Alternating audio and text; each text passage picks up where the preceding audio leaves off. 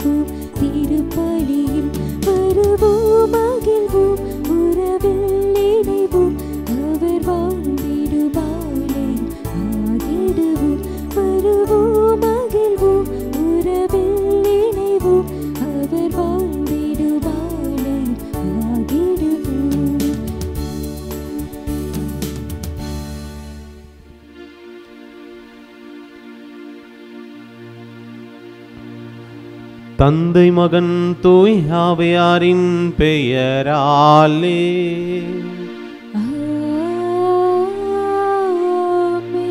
நம் ஆண்டவராகிய இயேசு கிறிஸ்துவின் அருளும் கடவுளின் அன்பும் தூய் ஆவியாரின் நட்புறவும் உங்கள் அனைவரோடும் இருப்பதாக.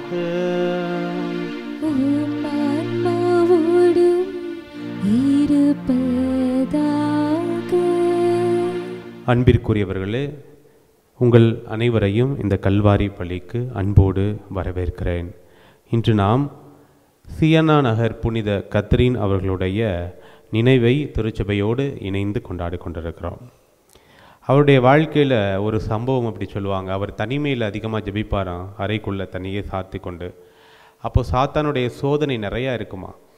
அப்போது ஒரு முறை இயேசுவை பார்த்து அவர் வேண்டினாராம், இயேசுவே, நான் இவ்வளோ சாத்தானுடைய சோதனைகளை நான் சந்திச்சுக்கிட்டு இருக்கேன், நீ எங்கே போன அப்படின்னு சொல்லி கேட்கும் பொழுது இயேசு அவருக்கு தோன்றி சொன்னாராம், அந்த சோதனைகளை எல்லாம் நீ தைரியமாக சந்தித்து வெற்றி கொள்ள உனக்குள்ளே தான் இருக்கிறேன் அப்படின்னு சொன்னாராம். அதை கேட்ட புனித கத்ரீனுக்கு மிகப்பெரிய மகிழ்ச்சி, ஆண்டவர் எனக்குள்ளே இருக்கிறார் அப்படின்னு சொல்லி அதுக்கப்புறம் சாத்தானுடைய சோதனைகளை மிக சக்தியோடும் தைரியத்தோடும் விசுவாசத்தோடும் வெற்றி கொண்டதாக ஒரு நிகழ்வை சொல்லுவார்கள். அன்பிற்குரியவர்களே, ஆண்டவர் எங்கும் இல்லை, நமக்குள்ளே தான் இருக்கார், நம்மள்கிட்ட தான் இருக்காது. உங்களுடைய வாழ்க்கையில் நீங்கள் சந்திக்கிற சோதனைகளுக்கு நீங்கள் கவலை கொள்ளாமல் தளர்ந்து போகாமல் ஆண்டவர் என்னோடு இருக்கிறார் என்கிற அந்த நம்பிக்கையோடு திருப்பள்ளியில் நம்மையும் நம்முடைய குடும்பத்தையும் ஒப்பு கொடுத்து ஜெபிப்போமா. அன்புமிக்க சகோதர சகோதரிகளே, தூய மறை நிகழ்வுகளை கொண்டாட நாம் தகுதி பெறும் பொருட்டு நம் பாவங்களை ஏற்றுக்கொள்வோம். எல்லாம் வல்ல இறைவனிடமும் சகோதர சகோதரிகளே உங்களிடமும் நான் பாவி என்று ஏற்றுக்கொள்கின்றேன். ஏனெனில் சிந்தனையாலும் சொல்லாலும் செயலாலும் கடமையில் தவறியதாலும் பாவங்கள் பல செய்தேன். என் பாவமே, என் பாவமே, என் பெரும் பாவமே. ஆகையால் எப்பொழுதும் கன்னியான புனித மரியாவையும் வானதூதர் புனிதர் அனைவரையும் சகோதர சகோதரிகளே உங்களையும் நம் இறைவனாகிய ஆண்டவரிடம் எனக்காக வேண்டிக் கொள்ள மன்றாடுகிறேன். எல்லாம் வல்ல இறைவன் நம் மீது இரக்கம் வைத்து நம் பாவங்களை மன்னித்து நம்மை நிலை வாழ்வுக்கு அழைத்து செல்வாராக. ஆமென்.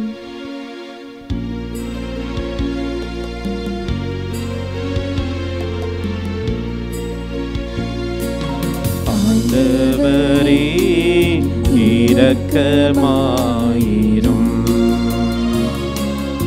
ஆண்டவரே இரக்கமாயிரும். கிறிஸ்துவே இரக்கமாயிரும், கிறிஸ்துவே இரக்கமாயிரும். ஆண்டவரே இரக்கமாயிரும், ஆண்டவரே இரக்கமாயிரும். ஜெபிப்போமாக. இறைவா, ஆண்டவரின் பாடுகளை ஆழ்ந்து சிந்திக்கவும் உமது திரு அவைக்கு பணிபுரியவும் புனித கத்திரினை இறையன்பால் பற்றி எறிய செய்தீரே. அவரது பரிந்துரையால் உமக்களாகிய நாங்கள் கிறிஸ்துவின் மறைநிகழ்வில் இணைந்திருந்து அவருடைய மாட்சி வெளிப்படும் போது அவரோடு என்று மக்களித்திட அருள்வீராக. உமோடு தூயாவியின் ஒன்றிப்பில் இறைவனா என்றென்றும் வாழ்ந்து ஆட்சி செய்கின்றவர் வழியாக உம்மை மன்றாடுகின்றோம்.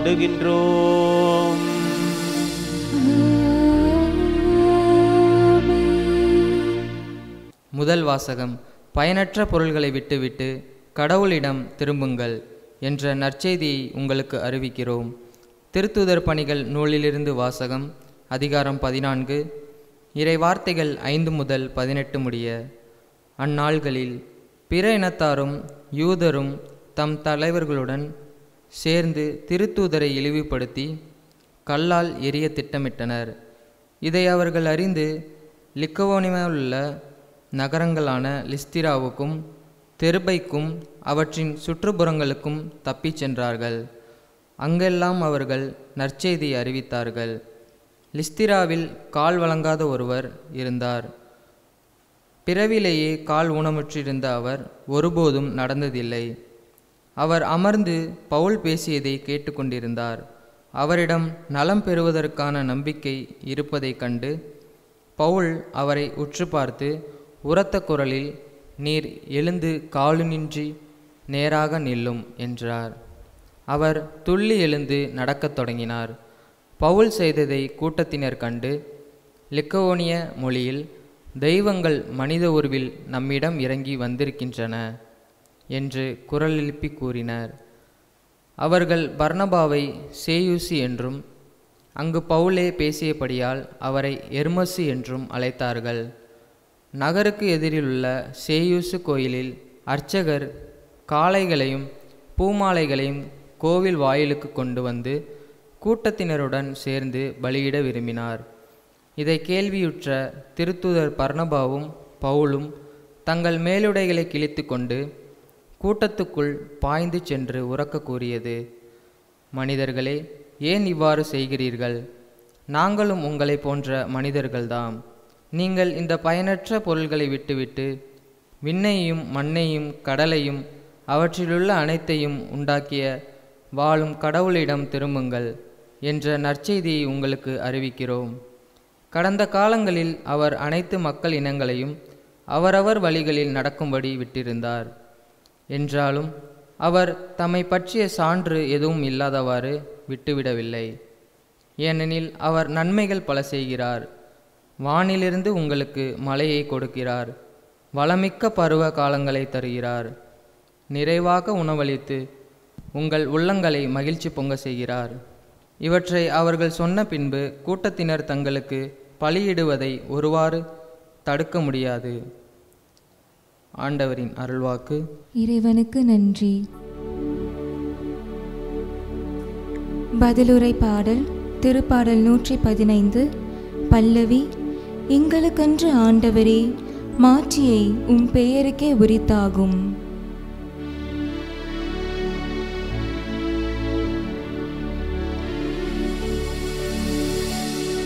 எங்களுக்கென்று ஆண்டவரே,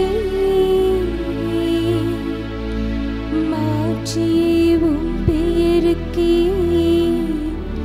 உரித்தாகும். எங்களுக்கென்று ஆண்டவரே, மாட்சியை உம் பெயருக்கே உரித்தாகும். எங்களுக்கென்று ஆண்டவரே, எங்களுக்கென்று மாட்சியை உம் பெயருக்கே உரித்தாகும். உம் பேரன்பையும் உண்மையையும் முன்னிட்டு அதை உமக்கே உரியதாகும். அவர்களுடைய கடவுள் எங்கே என பிற இனத்தார்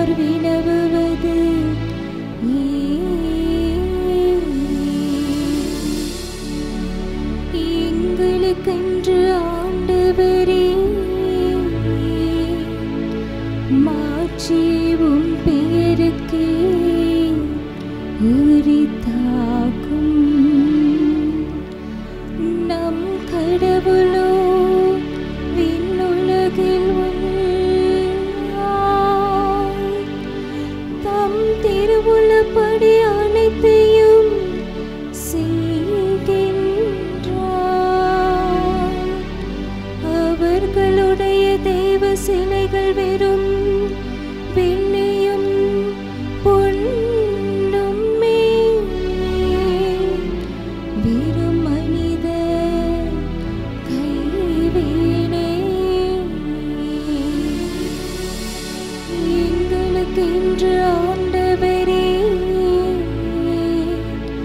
மாட்சியும் பெயருக்கே உரித்தாக்கும். நீங்கள் ஆண்டவரிடமிருந்து ஆசி பெறுவீர்களாக. விண்ணையும் மண்ணையும் உருவாக்கியவர் அவரே. விண்ணகமோ ஆண்டவருக்கு உரியது, மண்ணகத்தையோ அவர் மானிடருக்கு வழங்கி உள்ளார். எங்களுக்கென்று ஆண்டவரே மாட்சியும் பெயருக்கே உரித்தாக்கும். எங்களுக்கென்று ஆண்டவரே மாட்சியும் பெயருக்கே உரித்தாக்கும்.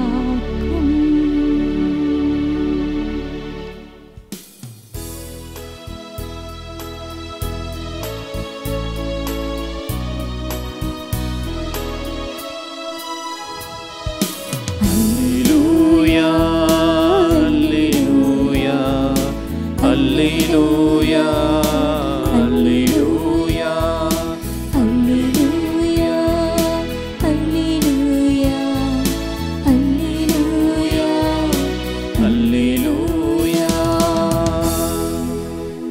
தூய ஆவியாராம் துணையாளரை உங்களுக்கு அனைத்தையும் கற்று தருவார். நான் கூறிய அனைத்தையும் உங்களுக்கு நினைவூட்டுவார். அல்லேலூயா,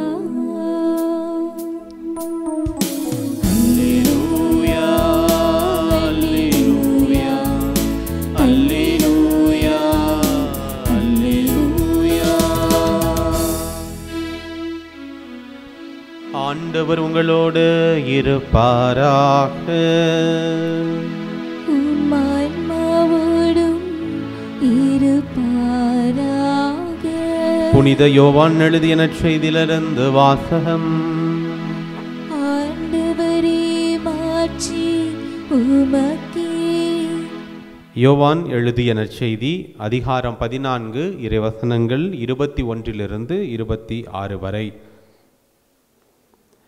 அக்காலத்தில் இயேசு தம் சீடரை நோக்கி கூறியது, என் கட்டளைகளை ஏற்று கடைபிடிப்பவர் என் மீது அன்பு கொண்டுள்ளார். என் மீது அன்பு கொள்பவர் மீது தந்தையும் அன்பு கொள்வார். நானும் அவர் மீது அன்பு கொண்டு அவருக்கு என்னை வெளிப்படுத்துவேன். யூதா, இஸ்காரியத்து யூதாசு அல்ல, மற்றவர் அவரிடம், ஆண்டவரே, நீர் உம்மை உலகிற்கு வெளிப்படுத்தாமல் எங்களுக்கு வெளிப்படுத்தப் போவதாக சொல்கிறீரே, ஏன் என்று கேட்டார். அதற்கு இயேசு பின்வருமாறு கூறினார், என் மீது அன்பு கொண்டுள்ளவர் நான் சொல்வதை கடைபிடிப்பார். என் தந்தையும் அவர் மீது அன்பு கொள்வார். நாங்கள் அவரிடம் வந்து அவருடன் குடிகொள்வோம். என் மீது அன்பு கொண்டிராதவர் நான் சொல்வதை கடைபிடிப்பதில்லை. நீங்கள் கேட்கும் வார்த்தைகள் என்னுடையவை அல்ல, அவை என்னை அனுப்பிய தந்தையுடையவை. உங்களோடு இருக்கும்போதே இவற்றையெல்லாம் உங்களிடம் சொல்லிவிட்டேன். என் பெயரால் தந்தை அனுப்பப் போகிற தூய ஆவியாராம் துணையாளர் உங்களுக்கு அனைத்தையும் கற்றுத்தருவார். நான் கூறிய அனைத்தையும் உங்களுக்கு நினைவூட்டுவார். ஆண்டவரின் அருள்வாக்கு. கிறிஸ்துவே உமக்கு புகழ். ஆண்டவருக்குள் பிரியமானவர்களே, மீண்டுமாக திருப்பலி வழியாக உங்களை சந்திப்பதில் பெரும் மகிழ்ச்சி. மதுரையில் நடந்த ஒரு உண்மையான சம்பவம் இது. மதுரையை சார்ந்த ஒரு நபர் பெங்களூரில் செஃப்பாக வேலை பார்க்குறாரு. அவருக்கு நல்ல சம்பளம். அங்கே அவருக்கு ஒரு நல்ல ஆஃபர் வருது வெளிநாட்டில் வேலை செய்வதற்கு. வெளிநாட்டுக்கு போகிறதுக்கு முன்னாடி சொந்த ஊருக்கு போகலாம் அப்படின்னு சொல்லிட்டு, சொந்த ஊரில் வந்து எல்லாத்தையும் பார்த்துட்டு போகலாம் அப்படின்னு சொல்லி மதுரைக்கு வராரு. வீட்டில் எல்லாத்தையும் பார்த்துட்டு மதுரை மீனாட்சி அம்மன் கோயிலுக்கு வேண்டிட்டு வரலாம் அப்படின்னு சொல்லி அங்கே போகிற வழியில் அவர் ஒரு காட்சி பார்க்குறாரு. என்ன அப்படின்னு சொன்னால், ஒரு மனநிலை குன்றிய ஒரு நபர் என்ன பண்ணுறாரு, யாரோ சாப்பிட்டு வாந்தி எடுத்து சாப்பிட்றாரு. அந்த காட்சி வந்து அவரை பயங்கரமாக பாதிக்கிறது.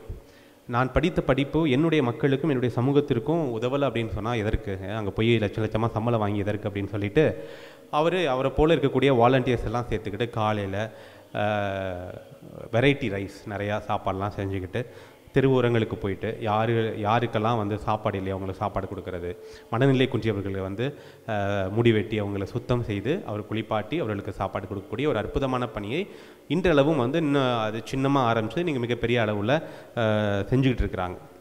இதுதான் ஒரு இறையாட்சி பணியாக இருக்க முடியும் அப்படின்னு சொல்லி நான் பார்க்கிறேன். ஆண்டவர் விரும்பிய இறையாட்சினா என்ன அப்படிங்கிற ஒரு தியாலஜிக்கல் எக்ஸ்ப்ளனேஷனுக்குள்ளே போகிறதுக்கு முன்னாடி ரொம்ப ப்ராக்டிக்கலாக பார்த்தோம் அப்படின்னு சொன்னால், இந்த உலகத்தில் இருக்கக்கூடிய இங்கே பிறந்த அத்தனை மனிதனும் மகிழ்ச்சியாக இருக்கணுங்க.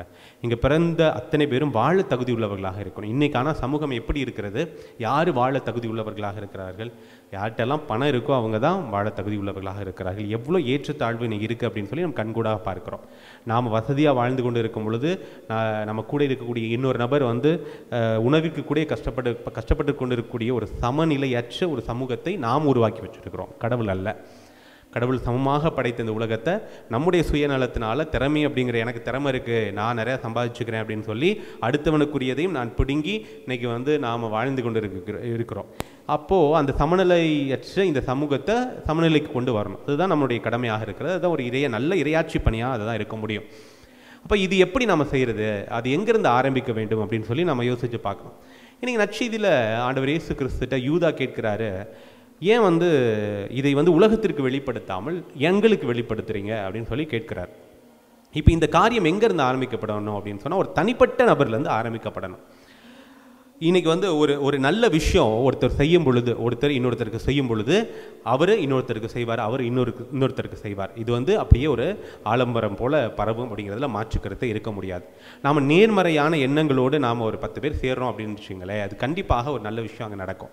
அதனால தான் பார்த்தோம் அப்படின்னு சொன்னால், ஆண்டவர் சொல்கிறார், எங்கே 2-3 பேர் என்னுடைய பெயரால் கூடி ஜெபிக்கிறீர்களோ அங்கே நான் இருக்கிறேன் என்று சொல்கிறார். அங்கே ஒரே கருத்துக்காக நாம் கூடி ஜெபிக்கும் பொழுது அங்கு அது நடைபெறுவதாக நாம் பார்க்குறோம். நம்ம கோயில்களுக்கு போகும்போது கூட நமக்கு வந்து ஒரு எவ்வளோ கஷ்டம் இருந்தாலும் கோயிலில் போய் கொஞ்சம் நேரம் அமைதியாக உட்காரும் பொழுது ஒரு சாந்தம் ஏற்படும் பார்த்தீங்களா உள்ளுக்க. அது வந்து ஏன் அப்படின்னு சொன்னால், கோயிலுக்கு வரக்கூடியவர்கள் யாருமே தீமையை எண்ணக்கூடிய ஆட்களாக இருக்க மாட்டாங்க, தீய எண்ணங்களோடு அங்கே வரக்கூடியவர்களாக இருக்க மாட்டாங்க. கண்டிப்பாக நல்ல எண்ணங்கள் தான் அங்கே வந்து பரவி கிடக்கும். அந்த நேர்மறையான எண்ணங்கள் தான் அங்கே அற்புதமான ஒரு சூழ்நிலையை அங்கே உருவாக்குவதாக பார்க்கிறோம். இது ஒரு ஒட்டுமொத்த சமூகத்திற்கும் இந்த நாட்டுக்கும் இந்த உலகத்திற்கும் இது பரவ வேண்டும். அந்த காரியம் எங்கேருந்து எடுக்கப்படணும் அப்படின்னு சொன்னால், ஒரு தனிப்பட்ட நபர்லேருந்து எடுக்கப்படணும். அதனால தான் ஆண்டவர் இயேசு கிறிஸ்து முதல் சின்ன லெவலில் இருந்து ஒரு 12 அப்போஸ்தலர்கள் இருந்து அப்புறம் 70 சீடர்கள், அப்படியாக இன்று உலகம் முழுமைக்கும் ஆண்டவருடைய வார்த்தையும் இன்று கடவுளுடைய இந்த நற்செய்தி பரவி கிடக்குது அப்படின்னு சொன்னால், அது ஒரு சின்ன புள்ளியிலேருந்து தான் ஆரம்பிப்பதாக பார்க்கிறோம். இப்போ ஆண்டவர் இயேசு கிறிஸ்து இது முதல்ல நமக்குள்ளே இருந்து ஆரம்பிக்கப்படணும் அப்படின்னு சொல்கிறார். இது எப்படி ஆரம்பிக்கப்பட வேண்டும், எப்படி வந்து கடவுள் எனக்கு தனிப்பட்ட முறையில் எனக்கு வெளிப்படுத்துவார் அப்படிங்கிற விஷயத்தை நான் பார்க்கணும். ஆண்டவர் இயேசு கிறிஸ்து ரொம்ப தெளிவாக சொல்கிறாரு, யாரெல்லாம் என் கட்டளைகளை கடைபிடிக்கிறார்களோ அவர்கள் என்னை அன்பு செய்கிறார்கள், அவர்களை தந்தை அன்பு செய்கிறார், அவர்களுக்கு என்னை நான் வெளிப்படுத்துவேன் அப்படின்னு சொல்கிறார். அப்போது இயேசு கிறிஸ்து எனக்கு வெளிப்படுத்தணும் அப்படின்னு சொன்னால், இன்றைக்கி வந்து கடவுள் எனக்குள்ளே குடிகொள்ளணும் அப்படின்னு சொன்னால், தூய ஆவியார் நான் என்ன பேசணும் என்ன செய்யணும் அப்படின்னு சொல்லி என்னை வழிநடத்தணும், எனக்கு ஒரு நல்ல துணையாளராக இருக்க வேண்டும் என்று சொன்னால், நான் ஆண்டவர் இயேசு கிறிஸ்துனுடைய கட்டளைகளை கடைபிடிக்க வேண்டும். இதான் திருப்பி நம்ம சொல்லிக்கிட்டே வரோம். இப்போ அந்த கட்டளை என்ன அப்படின்னு சொல்லி பார்க்குறோம். நம்ம வந்து தொடக்கத்தில் கடவுள் 10 கட்டளைகளை கொடுத்தாரு. அது வந்து எப்படி திரித்து இன்றைக்கி வந்து பரிசேயர்களும் சதுசேயர்களும் தங்களுடைய சுயநலத்திற்காக அதை பயன்படுத்தி கொண்டார்கள் அப்படின்னு சொல்லி நம்ம நிறைய கேள்விப்பட்டிருக்கோம். ஆனால் இயேசு கிறிஸ்து மீண்டுமாக அதை என்ன பண்ணுறாரு, இந்த 10 கட்டளைகள் 2 கட்டளைகளுக்குள்ளே அடக்கிறார். முதன்மையான கட்டளை எது அப்படின்னு சொல்லி நம்ம கேட்கும் பொழுது பரிசேயர் கேட்குறாங்க, அவரை சோதிக்கும் நோக்கோடு. மத்தேயு நற்செய்தியில் நம்ம வாசிக்கிறோம் 22வது அதிகாரத்தில். அப்போ சொல்கிறாரு, உன் முழு இதயத்தோடும் முழு உள்ளத்தோடும் நீ வந்து கடவுளை அன்பு செய்ய வேண்டும். உன்னை நீ எப்படி அன்பு செய்கிறியோ அதே போல் அடுத்தவனையும் அன்பு செய்ய வேண்டும் அப்படின்னு சொல்லி சொல்கிறார். இது வந்து முதன்மையான இரண்டாவது கட்டளை அப்படிலாம் சொல்ல, இதற்கு இணையான இரண்டாவது கட்டளைன்னு தான் சொல்கிறார். இப்போ இன்னும் மாறி அவர் வந்து இறுதி கட்டத்தில் இந்த சீடர்களுக்கு இந்த அறிவுரைகள்லாம் கொடுக்கும் பொழுது ஒரு புதிய கட்டளையை அவர் கொடுக்கறத நம்ம பார்க்குறோம். என்ன புதிய கட்டளை? ஒருவர் மற்றவிடம் அன்பு செலுத்துங்கள். ஒரே கட்டளை ஆகிட்டார். அதையும் சுருக்கி ஒரே கட்டளை என்ன?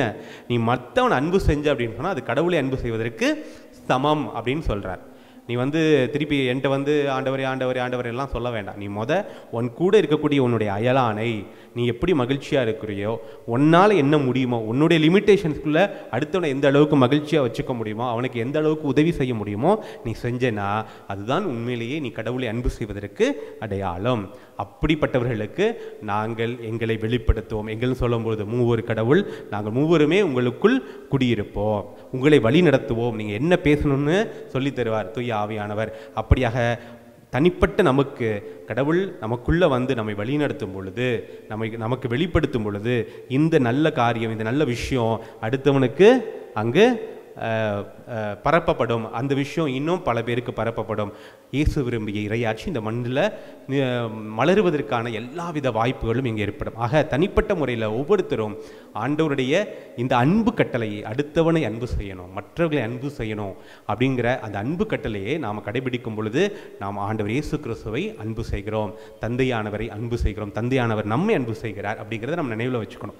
இதை மறுத்து நான் மற்றவனை அன்பு செய்யாமல் நான் என்ன காரியம் பண்ணாலும் அவர் சந்தோஷப்பட போகிறது கிடையாது. அவர் தன்னை வெளிப்படுத்த போவதும் கிடையாது. இந்த மூவர் கடவுள்கள் நமக்குள்ள குடிகொள்வதற்கும் எந்தவித வாய்ப்பும் இருக்க போவது கிடையாது. ஆக அன்பிற்குரியவர்களே, இந்த புதிய கட்டளையை, இந்த அன்பு கட்டளையை நாம் நம்முடைய வாழ்க்கையில் கடைபிடித்தவர்களாக இந்த மண்ணில் ஆண்டவர் இயேசு கிறிஸ்து விரும்பிய இந்த இறை ஆட்சியை மலர செய்வதற்காக நம்மால் என்ன செய்ய முடியுமோ அதை செய்து நாம் ஆண்டவருக்கு பிடித்த சீடர்களாக வாழ்வோம். அதற்காக தொடர்ந்து திருப்பலியில் ஜெபிப்போம்.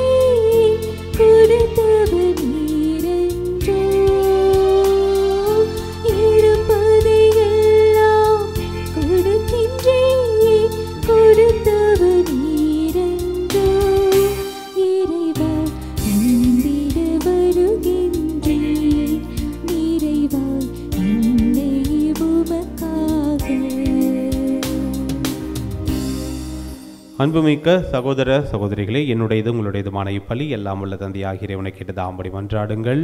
ஆண்டவர் தமது பெயரின் புகழ்ச்சிக்காகவும் ஆட்சிக்காகவும் நமது நன்மைக்காகவும் புனித திரு அவையின் அனைத்து நலனுக்காகவும் உமது கையிலிருந்து இப்பலியை ஏற்றுக்கொள்வாராக.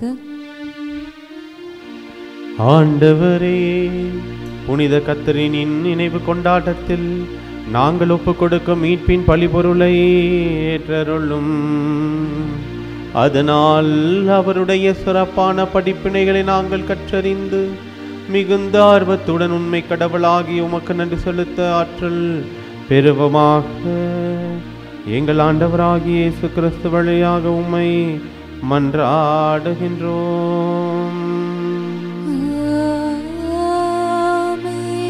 ஆண்டவர் உங்களோடு இருப்பாராக, உம் ஆன்மாவோடும் இருப்பாராக. இதயங்களை மேலே எழுப்புங்கள். ஆண்டவரிடம் எழுப்பியுள்ளோம். நம் இறைவனாகிய ஆண்டவருக்கு நன்றி கூறுவோம். அது தகுதியும் நீதியும் ஆனது. ஆண்டவரே, எக்காலத்திலும் உம்மை புகழ்ந்துரைப்பதும் எல்லாவற்றுக்கும் மேலாக எங்கள் பாஸ்காவாகிய கிறிஸ்து பலியான இச்சிறப்பான காலத்தில் உம்மை இன்னும் மிகுதியாக வாழ்த்தி போற்றுவதும் மெய்யாகவே தகுதியும் நீதியுமாகும், எங்கள் கடமையும் மீட்புக்குரிய செயலுமாகும்.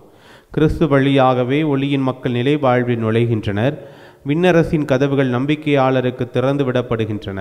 ஏனெனில் சாவுக்குரிய எங்கள் வாழ்வும் அவரது சாவால் மீட்படைந்து அவரது உயிர்ப்பிலே அனைவரது வாழ்வும் உயிர்த்தெழலாயிற்று.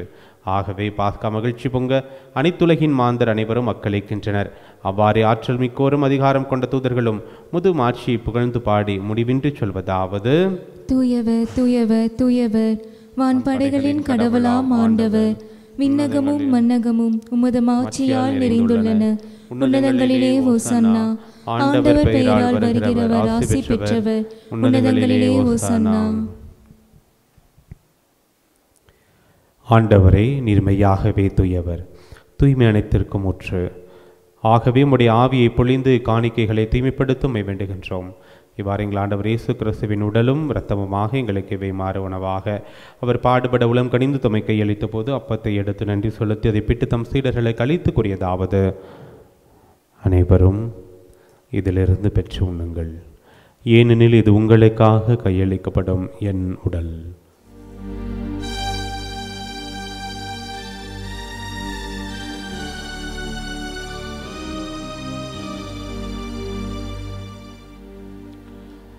அவ்வண்ணமே இரவு விருந்தை அருந்திய பின் கிண்ணத்தையும் எடுத்து மீண்டும் உமக்கு நன்றி கூறி தம் சீடர்களுக்கு அளித்து அவர் கூறியதாவது: அனைவரும் இதிலிருந்து பெற்று பருகுங்கள், ஏனெனில் இது புதிய நிலையான உடன்படிக்கைக்குரிய இரத்தத்தின் கிண்ணம். இது பாவ மன்னிப்புக்கென்று உங்களுக்காகவும் பலருக்காகவும் சொந்தப்படும். இதை என் நினைவாக செய்யுங்கள்.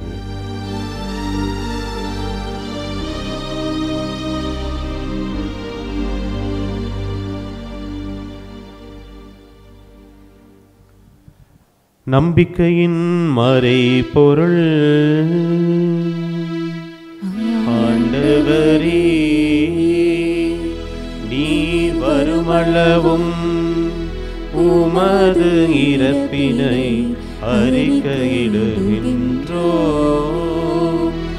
உமது உயிர்ப்பினையும் எடுத்துரைக்கின்றோம். ஆகவே ஆண்டவரே, நாங்கள் கிறிஸ்துவின் இறப்பினையும் உயிர்ப்பினையும் நினைவு கூர்ந்து வாழ்வு தரும் அப்பத்தையும் மீட்பளிக்கும் கிண்ணத்தையும் உமக்கு ஒப்புக் கொடுக்கின்றோம். திருமுனின்று மக்கு ஊழியம் புரிய தகுந்தவர்கள் என ஏற்றுக்கொண்டீர், எனவே உமக்கு நன்றி செலுத்துகின்றோம். மேலும் கிறிஸ்துவின் உடலிலும் இரத்தத்திலும் பங்கொள்ளும் எங்களை தூய ஆவியார் ஒன்று சேர்க்க வேண்டும் என உம்மை தாழ்மையுடன் மன்றாடுகின்றோம்.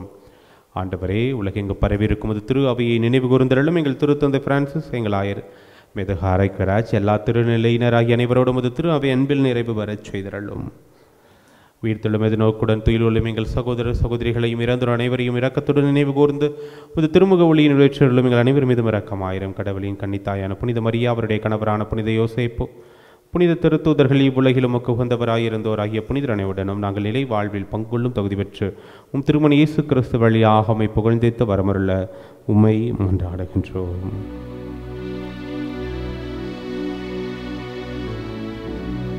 இவர் வழியாக இவரோடு இவரில் எல்லாம் வல்ல இறைவனாகிய தந்தையே, தூய ஆவியாரின் ஒன்றிப்பில் எல்லா புகழும் மாற்றியும் என்றென்றும் உமக்கு உரியதே.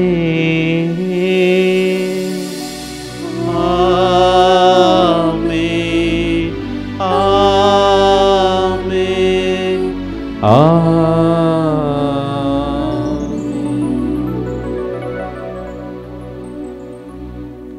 மீட்பரின் கட்டளையால் கற்பிக்கப்பட்டு இறைப்படிப்பனையால் பயிற்சி பெற்ற நாம் துணிந்து சொல்வோம்: விண்ணுலகில் இருக்கின்ற எங்கள் தந்தையே, உமது பெயர் தூயது என போற்ற பெறுக. உமது ஆட்சி வருக. உமது திருவுளம் விண்ணுலகில் நிறைவேறுவது போல மண்ணுலகிலும் நிறைவேறுக. எங்கள் அன்றாட உணவை இன்று எங்களுக்கு தாரும். எங்களுக்கு எதிராக குற்றம் செய்வோரை நாங்கள் மன்னிப்பது போல எங்கள் குற்றங்களை மன்னியும். எங்களை சோதனைக்கு உட்படுத்தாதேயும், தீமையிலிருந்து எங்களை விடுவித்தருளும். ஆண்டவரே, தூய்மை அனைத்திலிருந்தும் எங்களை விடுவித்து எங்கள் வாழ்நாளில் அமைதியை கனிவுடன் அருளும் மன்றாடுகின்றோம். உமது இரக்கத்தின் உதவியால் நாங்கள் பாவத்திலிருந்து எப்போது விடுதலை பெற்று யாதொரு கலக்கமும் இன்றி நலமாயிருப்போமாக. நாங்கள் எதிர்நோக்கி இருக்கும் பேரின்பத்துக்காகவும் எம் மீட்பராகிய இயேசு கிறிஸ்துவின் வருகைக்காகவும் காத்திருக்கின்றோம். ஏனெனில் ஆட்சியும் வல்லமையும் ஆட்சியும் என்றென்றும் உமதே. ஆண்டவரே இயேசு கிறிஸ்துவே, அமைதியை உங்களுக்கு விட்டுச் செல்கின்றேன், என் அமைதியை உங்களுக்கு அளிக்கின்றேன் என்றும் திருத்தூதர்களுக்கும் அழிந்தீர். எங்கள் பாவங்களை பாராமல் ஒரு திரு அவையின் நம்பிக்கையை கண்ணோக்கி ஒரு திருவுள்ளத்திற்கு ஏற்பதற்கு அமைதியும் ஒற்றுமையும் அளித்தருள்வீராக என்று வாழ்ந்து ஆட்சி செய்கின்றவர் நீரே. ஆமென். ஆண்டவருடைய அமைதி உங்கள் அனைவரோடும் என்றும் இருப்பதாக, உம் ஆன்மாவோடும் இருப்பதாக. ஒருவருக்கொருவர் ஆண்டவருடைய அமைதியை மகிழ்ச்சியோடு பகிர்ந்து கொள்வோம். சமாதானம். உலகின் பாவங்களை போக்கும் இறைவனின் செம்மறியே, எங்கள் மேல் இரக்கமாயிரும். உலகின் பாவங்களை போக்கும் இறைவனின் செம்மறியே, எங்கள் மேல் இரக்கமாயிரும். உலகின் பாவங்களை போக்கும் இறைவனின் செம்மறியே, எங்களுக்கு அமைதியை அளித்தருளும். ஆண்டவரே இயேசு கிறிஸ்துவின் உட்களும் திருளும் திறத்தமை திருப்பிக்கும் தன்னைக்குள்ளாக்காமல் பரிவிளக்கத்தன மனதைக்கும் உடலுக்கும் பாதுகாப்பாகவும் நலமளிக்கும் அருமருந்தாகவும் இருப்பனவாக.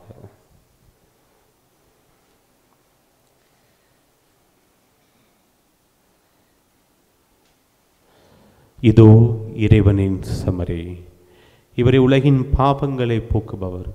செம்மறியின் விருந்துக்கு அழைக்கப்பட்ட நம் ஒவ்வொருவருமே பேர் பெற்றோர். ஆண்டவரே, தேவன் உள்ளத்தில் எழுந்தருள நான் தகுதியற்றவன், ஆனால் ஒரு வார்த்தை மட்டும் சொல்லியறலும் எனது ஆன்மா நலமடையும். கிறிஸ்துவின் திருவுளம் திருத்தமை காத்துமித்து வாழ்வளிப்பதாக. ஆசை திருவிருந்துக்கான மன்றாட்டு. ஆண்டவரே, நீர் என் இல்லத்தில் எழுந்தருள நான் தகுதியற்றவன், ஆனால் ஒரு வார்த்தை மட்டும் சொல்லியருளும் என்று நூற்றுவர் தலைவன் ஜெபித்தது போல நாங்களும் இப்போது உம் திருப்பாதம் பணிந்து வேண்டுகிறோம். இனிய இயேசுவே, நாங்கள் தகுதியற்றவர்களாய் இருந்தாலும் எங்கள் தகுதியின்மையை பாராமல் நீர் எங்கள் உள்ளங்களில் எழுந்து வாரும். உம் அன்பிலும் அருளிலும் நாங்கள் நிலைத்திருக்க எம்முள் எழுந்து வாரும். உம் பிள்ளைகளாக உயிருள்ள உண்மை சாட்சிகளாக உமது நற்செய்தின்படி வாழ்பவர்களாக எங்களை உருமாற்ற வாரும். தந்தையின் திருவுளப்படி வாழ்ந்திட எங்களுக்கு துணை புரிந்திட வாரும். நன்மை செய்வதில் ஆர்வமுள்ளவர்களாய் தீமைகள் அனைத்திலிருந்தும் விடுதலை பெற்றவர்களாய் வாழவும் எங்களை வழிநடத்த வாரும். எல்லா நலன்களும் வளங்களும் எங்களை நிரப்ப வாரும். ஆமேன். அனைவரும் சில மணித்துளிகள் கண்களை மூடி இந்த நாளுக்காக, இந்த நேரத்திற்காக கடவுளிடம் நன்றி சொல்வோம். இந்த நிமிடம் நாம் உயிரோடு இருக்கிறோம் என்று சொன்னால் அது கடவுளுடைய ஆசீர்வாதத்தால், அவருடைய அருளால்.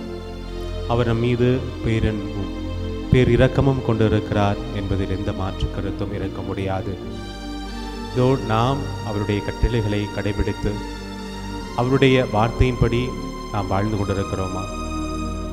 அவ்வாறாக நாம் அவருடைய கட்டளைகளை கடைபிடிக்கிறோம் என்று சொன்னால் அவரது அன்பிலே நாம் நிலைத்திருக்கிறோம். தந்தையாகிய கடவுள் மகனோடும் தூய ஆவியாரோடும் நம்மில் குடிகொண்டிருக்கிறார். அதற்காக மூவரு கடவுளுக்கு இந்த நேரத்தில் நாம் மனமார்ந்த நன்றியையும் மாட்சியும் இந்த நேரத்தில் நாம் உரித்தாக்குவோம். நம்முடைய குடும்பத்திற்காக நன்றி சொல்வோம், நம்முடைய பிள்ளைகளுக்காக நன்றி சொல்வோம், நம்முடைய பெற்றோருக்காக நன்றி சொல்வோம், நம்முடைய உற்ற உறவினர்களுக்காக நன்றி சொல்வோம். நம் மீது உண்மையிலேயே அக்கறை வைத்து நம்முடைய இன்பத் துன்பங்களில் நம்மோடு உடன் இருக்கக்கூடிய நம்முடைய நண்பர்களுக்காக நன்றி சொல்வோம். நம்மை யாராவது வெறுத்தால், நமக்கு யாராவது எதிராக செயல்பட்டால் அவர்களையும் இந்த நேரத்தில் கடவுளிடம் ஒப்பு கொடுத்து, கடவுளே அவர்களுடைய மனதை மாற்றும், அவர்கள் எங்களை புரிந்து கொள்ள அருள் செய்யும் என்று சொல்லி இந்த நேரத்தில் நாம் உருக்கமாக ஜெபிப்போம். இதோ இந்த நாள் ஒரு சிறப்பான நாளாக அமைய ஆண்டவருடைய துணை என்னாலும் நம்மோடு இருக்க, அவர் நம்மை வழிநடத்தி சொல்ல இந்த நாளை ஒப்பு கொடுத்து சிறப்பாக இந்த நன்றி மன்றாட்டிலே இணைப்போம். நன்றி கூறி மன்றாடுவோமாக. ஆண்டவரே, விண்ணக விருந்தினால் புனித கத்தரினின் இம்மை வாழ்வுக்கு உணவளித்தீ. இவ்விருந்தில் பங்கு கொண்ட எங்களுக்கு நிலை வாழ்வை வழங்குவீராக. எங்கள் ஆண்டவராகிய இயேசு கிறிஸ்து வழியாக உம்மை மன்றாடுகின்றோம்.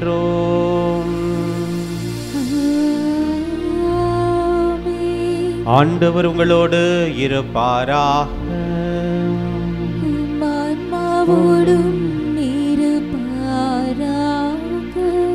எல்லாம் வல்ல இறைவன் தந்தை, மகன், தூய ஆவி உங்கள் ஒவ்வொருவரையும் நிறைவாக ஆசீர்வதிப்பாராக.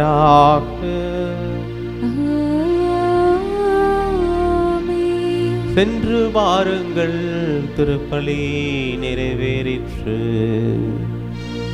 இறைவனுக்கு நன்றி.